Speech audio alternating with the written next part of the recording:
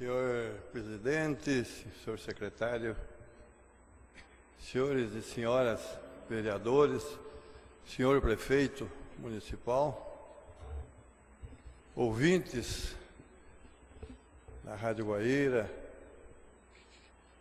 da internet, que nos acompanham, que acompanham o trabalho desta casa, senhores mestres que aqui se encontram.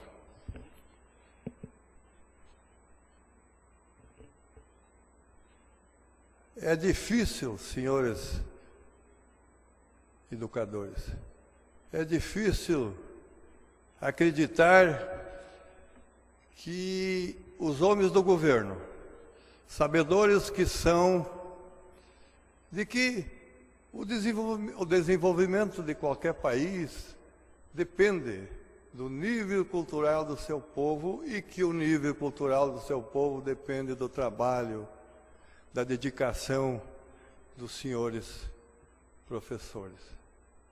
É difícil acreditar que os que estão administrando esse país e esse Estado, no caso dos senhores, não entendam que não deveria deixar chegar num ponto tão humilhante de que os senhores, para poder desenvolver o seu trabalho, a sua missão, tem que estar aí mendigando direitos adquiridos e lutando para que a educação possa melhorar nesse país. A situação, senhores, socioeconômica que o país vive hoje é preocupante. Claro que é preocupante. Todos nós brasileiros estamos sendo vítimas de uma crise econômica, política e moral. A nossa realidade, senhores vereadores, senhores professores e ouvintes de casa, agora é essa, a nossa realidade é essa. Esperamos que a presidente Dilma honre o seu último discurso sobre o combate à corrupção e contribua para que realmente a justiça coloque na cadeia todos os quadrilheiros de todos os partidos, sem exceção, principalmente os infiltrados na administração pública. Também esperamos, senhores, que o Congresso Nacional promova com urgência a tão falada reforma política, pois ela é um dos pilares de toda a corrupção existente nesse sistema político no Brasil. Esperamos também que a imprensa continue livre e denunciando todas as falcatruas, independente de quem ou de qual partido as cometeu. Aliás, a imprensa nunca inventou nada. Ela só informa algo que aconteceu e esse é o seu papel numa democracia. Esperamos também, senhores, que todos os novos senadores, governadores, deputados federais, estaduais e demais forças políticas não deixem de acreditar no Brasil. Isto é o que nos interessa. E fiquem atentos, dia e noite, a toda a movimentação contrária a uma real democracia e que cumpram e que cobrem sem parar ações para combater esse tumor maligno chamado corrupção, que está instalada no corpo desse país. Senhores e senhoras vereadores, colegas, vamos continuar acreditando no Brasil.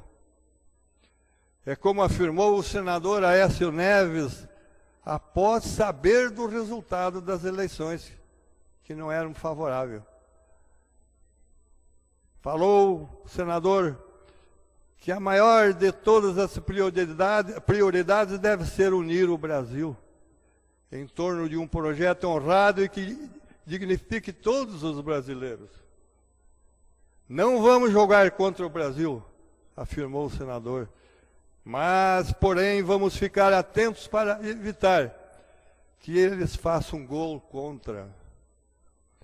Senhores, não vamos negar que a situação para nós brasileiros é constrangedora. É bastante constrangedora perante o mundo, pois a maior empresa do Brasil e do mundo, a Petrobras, que foi criada pelo saudoso presidente Getúlio Vargas e projetada para que viesse a colocar esse país como um dos maiores produtores de petróleo do mundo. Mas, infelizmente, quando estava prestes a fazer com que isto acontecesse, a Petrobras foi vítima de quadrilheiros que o assaltaram. E o pior, formados em sua maioria pelos que vinham administrando a empresa. Quadrilhas que já vinham sendo formadas a partir da administração Lula da Silva, que não via e que nunca sabia de nada, de nada. Esta, senhores, senhor presidente, senhores vereadores e ouvintes, esta situação que se encontra o Brasil. Esta é a situação. Mas, felizmente, essa situação vem sendo acompanhada de perto, com muita preocupação, pelos brasileiros que sonham e vão à luta, como os senhores professores estão fazendo, que vão à luta por um Brasil melhor. Senhores, a situação é essa. Mas não vamos amaldiçoar a escuridão. Vamos acender uma vela para que se possa iluminar o futuro desse país e oferecer à nova geração que vem chegando um país mais próspero, mais humano e protegido de toda a corrupção. Vamos nos unir, senhores. Vamos nos unir a todos os brasileiros que lutam em defesa do patrimônio nacional.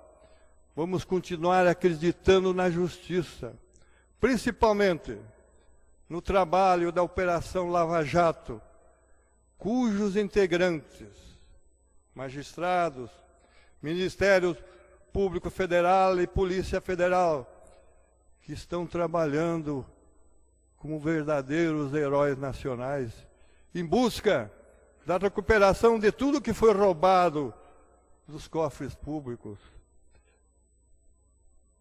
Não vamos desanimar. Não vamos, senhores, amaldiçoar a escuridão, não. Vamos pedir a Deus, que também é brasileiro, para que pela intercessão da padroeira desse país, Nossa Senhora Aparecida, que ilumine a todos nós brasileiros e nos conceda a coragem necessária para lutarmos pela recuperação desse país, terra de Santa Cruz. Tenho dito, senhor. Senhor presidente, eu queria aproveitar a presença do prefeito Fabiano e lembrar, prefeito, nós temos visto aquele sistema hidráulico do chafariz na Praça do Redondo, que hoje é uma obra que é um cartão de visita para Guaíra. Nós temos visto ali, senhor prefeito, algumas vezes as bombas desligadas. Talvez seja para economizar energia. Nós sabemos que a realidade é essa. Não adianta nós querermos nos enganar nós mesmos. A situação é de se fazer contenção de despesa. É a situação do Brasil e não podemos negar e não podemos nos enganar.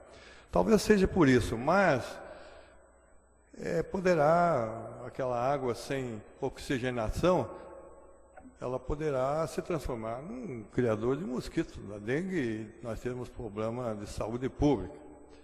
Então, a minha sugestão seria, prefeito, que se economizasse energia, talvez apagando aquela iluminação toda da Avenida Beira-Rio. Nós temos lá 120 lâmpadas de alta potência que poderá ser verificado lá, iluminando a noite toda para ninguém, porque não passa ninguém naquela avenida. Ninguém se usufrui à noite da Beira-Rio. Se for para a contenção de despesa, que nós concordamos, que tem que ser feita, então que se trocasse, que não se prejudicasse o funcionamento das bombas da Praça Castelo Branco, em troca de que se diminuísse a iluminação da Avenida Beira-Rio. Porque, na verdade, senhores, o nosso papel, e o prefeito Fabiano sabe disso muito bem, ele já foi vereador, nós estamos aqui representando, no meu caso, junto com os colegas da nossa bancada, a oposição. E nós entendemos que criticar o trabalho de quem administra, desde que a crítica seja sadia, nós estamos colaborando. É como dizia Santo Agostinho, quem critica ajuda a administrar. Quem bajula pode prejudicar a administração. Então, nós queremos defender o nosso trabalho aqui nessa casa sendo realista. Não podemos nos enganar, não podemos criar uma expectativa do que não existe. A situação do país é essa, é de contenção de despesa. Não vamos fazer a nossa parte. Não vamos procurar, de alguma maneira, colaborar para que possamos sair dessa situação. E o prefeito Fabiano, principalmente, prefeito, eu quero até parabenizá-lo, por relação ao recap das ruas. Nós falamos no início da administração do Fabiano, aqui nessa tribuna, que poderia ser a nossa malha asfáltica está condenada. Uma grande parte, o que a administração anterior não conseguiu fazer, o recap de tudo, ficou uma grande parte para ser recuperada. E nós sabemos que essa pavimentação asfáltica é muito antiga, ela já perdeu a liga. Então, tapa buraco, é quase um trabalho perdido, tem que ser recapado. E para que se possa recapar com menos recursos e se recapar quantidade maior, é fazendo o que está sendo feito. Usar a mão de obra, comprar a emulsão asfáltica onde for, claro, onde o custo for menor, e se recapar com mão de obra da prefeitura. É o que está sendo feito. Eu acho que está correto, porque toda a pavimentação, a grande parte da pavimentação está comprometida. Se não recapar, nós vamos ter que voltar para a estrada de chão. Mas esse trabalho aí, eu parabenizo que está sendo feito. Obrigado.